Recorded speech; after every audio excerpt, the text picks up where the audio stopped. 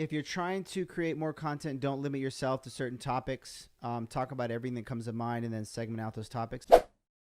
I know that in the past I was very much would try to limit myself to talk about things that I felt were in my wheelhouse, whether that was Magento or development, things like that.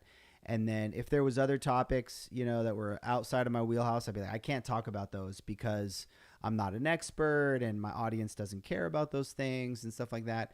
Give yourself permission to talk about whatever.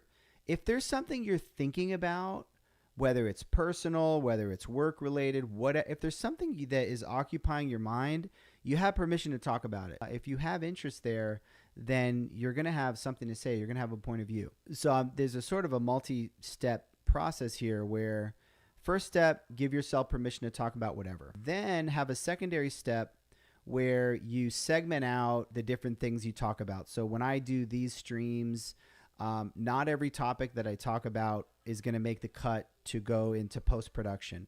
At that step of the process is where you can say, okay, this topic was good. Let's publish it. This topic was, didn't go so well.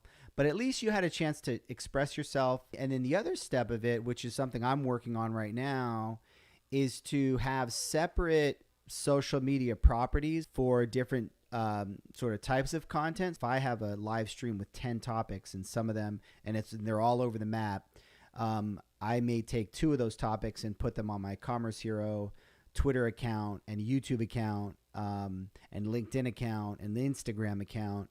What I want to get in place is to have maybe 3 or 4 or 5 different properties. It ends up being a lot of moving parts, but I'm working on just a little basic system for this so that it's not really too complicated to just, take your different things you talk about and segment them out. So anyway, that's basically the thing. Give yourself permission to talk about anything at all you're interested in. And then have a secondary step where you decide which of those things you want to push out to your audience and then segment your audiences for different topics.